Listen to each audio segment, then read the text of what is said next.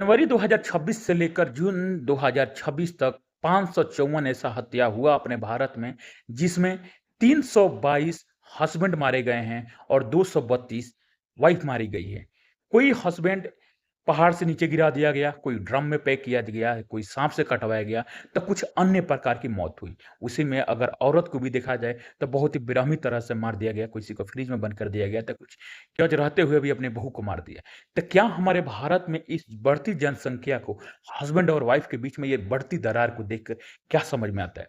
एक समय था जब हमारे यहाँ औरत को देवी कहा जाता था और एक समय था जब हमारे यहाँ मर्द को श्रीमान कहा जाता था। आप लोग को शायद याद होगा कि तुलसीदास ने इतना प्रेम कर रहे थे अपने वाइफ से, मुर्दे पे बैठकर नदी पार कर गए, इतनी प्यार करते थे अपनी पत्नी। क्या हमारे भारत देश में इस समय पति और पत्नी का अटूट रिश्ता दरार में पैदा हो चुका है? क्या इस हमारे भारत देश में अभी जो भी आगे का जनरेशन आ रहा है, जनरेशन अल्फा है, जेन ज़ी है, जो भी आजकल मैरिज करेंगे, तो क्या वो लोग अपना रिश्ता पूरी रूप से नहीं निभा पाएँगे?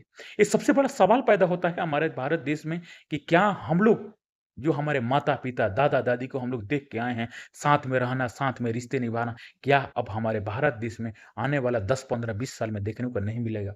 क्या हम लोग भी यूरोप कंट्री की तरफ बढ़ रहे हैं कि वो लोग जैसे बिना शादी किए रहते हैं, फादर डे और मदर डे मनाते हैं, क्या हम लोग भी वैसे ही मनाएँगे? जैसे फ़िलीपीन में होता है, शादी से पहले आप किसी के साथ सो गए हो, कोई फ़र्क नहीं पड़ता है, शादी के बाद जो बच्चा पैदा है उसको भी लेके एक साथ में रह सकते हो।